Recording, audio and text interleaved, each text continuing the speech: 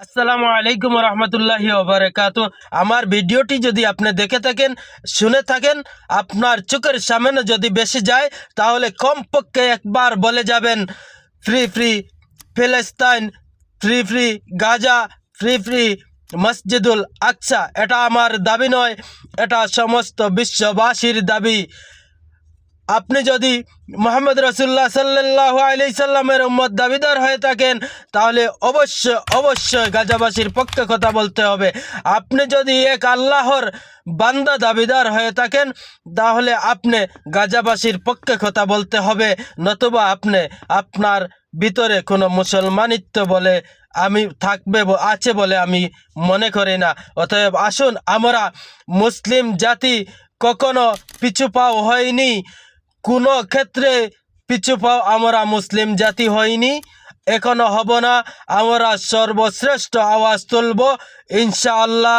আমরা আছি ফিলিস্তিনের পক্ষে, আমরা আছি গাজাবাসীর পক্ষে, আমরা মুসলমান আছি মসজিদুল আকসা হেফাজতের দায়িত্বে।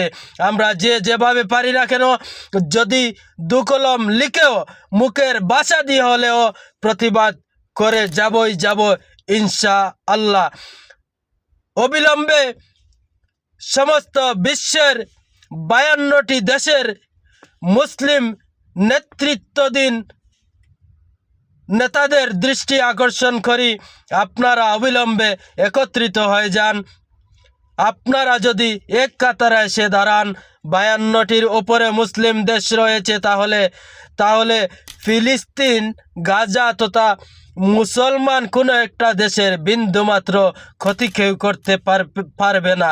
অতএব আসুন গাজার পক্ষে দাঁড়ান, অতএব আসুন ফিলিস্তিনের পক্ষে দাঁড়ান। ছোট ছোট শিশুদের আর্তনাদ কি আপনাদের চোখে পড়ে না? গর্ভবতী মায়েদের আর্তনাদ কি আপনাদের চোখে পড়ে না?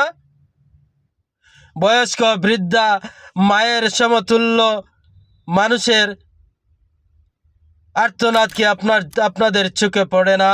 অতএব আসুন, আমরা কিচ্ছু করতে না পারলেও সর্বক্ষেত্রে আল্লাহ তাআলার দরবারে দোয়া করি, আল্লাহ যেন আমাদের গাজাবাসীর পক্ষে সাহায্য করেন, আল্লাহ যেন আমাদের ফিলিস্তিনকে হেফাজত করেন, আল্লাহ যেন আমাদের দুই কেবলার মসজিদকে হেফাজত করেন।